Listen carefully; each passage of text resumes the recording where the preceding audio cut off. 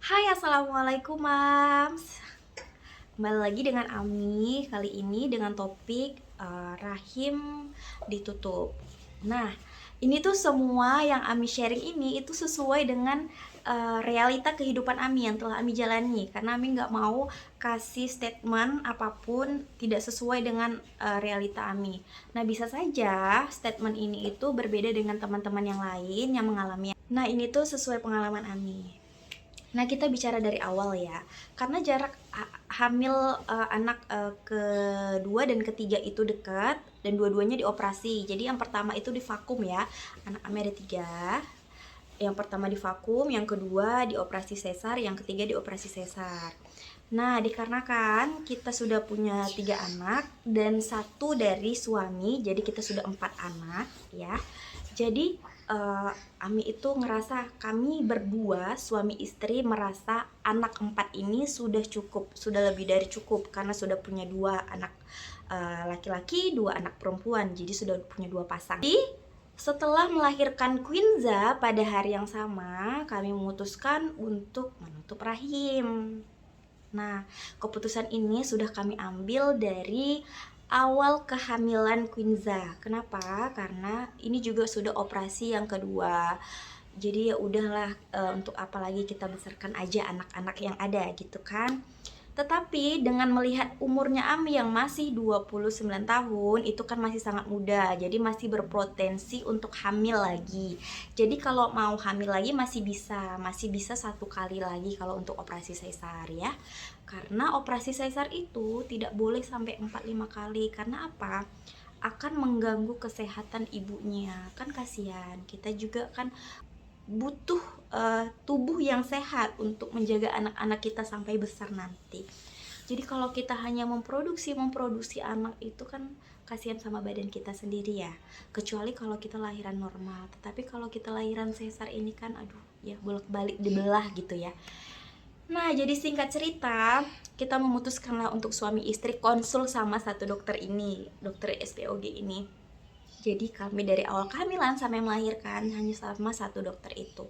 Jadi bertanya, karena sebelumnya bertanya sama pada teman-teman, katanya harus di umur 35 tahun baru boleh ditutup rahimnya.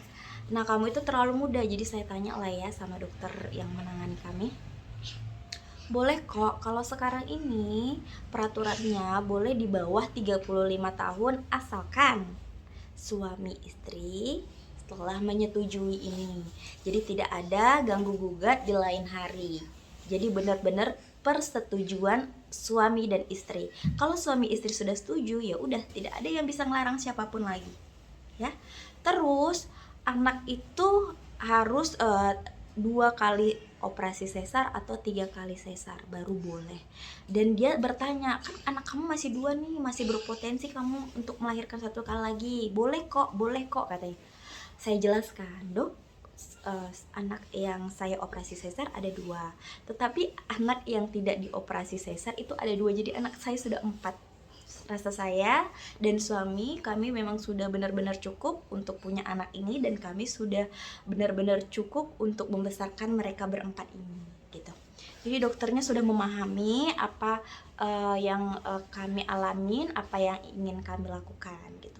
Ya udah, nanti waktu hari dimana kamu melahirkan, jadi dokter di situ ngomong, ya udah nanti dimana hari kamu operasi sesar ini, di situ kita akan tutup rahimnya. Tetapi kamu ingat ya, setelah tutup rahim ini kamu tidak akan bisa hamil secara alami, tetapi kamu bisa hamil dengan metode biologi. Itu artinya apa? Kalau kita tutup rahim, kita bisa melahirkan secara bayi tabung.